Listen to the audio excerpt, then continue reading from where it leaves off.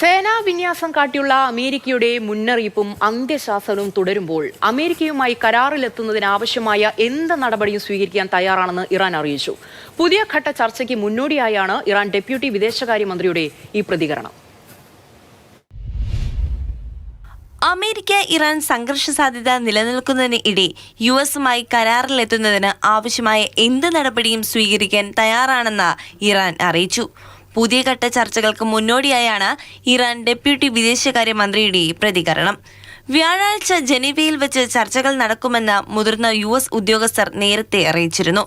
പശ്ചിമേഷ്യയിൽ അമേരിക്ക തങ്ങളുടെ സൈനിക ശേഷി വർദ്ധിപ്പിക്കുന്നതിനിടയിലാണ് ഈ മാസം ആദ്യം ഇരു രാജ്യങ്ങളും ചർച്ചകൾ പുനരാരംഭിച്ചത്. ഇറാനു നേരെ യുഎസ് ആക്രമണം നടത്തിയാൽ യുഎസ് താവളങ്ങൾക്ക് നേരെ കനത്ത ആക്രമണം നടത്തുമെന്ന് ഇറാൻ മുൻപ് മുന്നറിയിപ്പ് നൽകിയിരുന്നു. ട്രംപിന്റെ പ്രഥമ പരിഗണന നയതന്ത്രത്തിലാണെന്നും ആവശ്യമെങ്കിൽ ബലം പ്രയോഗിക്കാൻ അദ്ദേഹം തയ്യാറാണെന്നും white house press secretary Caroline Leavitt പ്രതികരിച്ചു. എന്നാൽ ഏകപക്ഷീയമായ കരാറുകൾക്ക് വഴങ്ങില്ലെന്ന നിലപാടിൽ ഉറച്ചു തന്നെയാണ് ഇറാൻ. ഇറാന്റെ ആണവ കേന്ദ്രങ്ങളിൽ പരിശോധനയ്ക്ക് അന്താരാഷ്ട്ര ആണവോർജ്ജ ഏജൻസിയെ അനുവദിക്കുന്നതും കൃത്യമായ പ്രോട്ടോകോളുകൾക്കും പാർലമെന്റ് അനുമതിക്കും ശേഷം മാത്രമായിരിക്കുമെന്നാണ് ഇറാന്റെ നിലപാട്.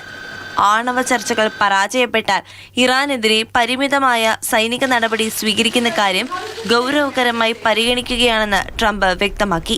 ഇതോടെ മേഖലയിൽ വൻ സൈനിക വിന്യാസമാണ് അമേരിക്ക നടത്തുന്നത്. International desk, Mathrubhumi news.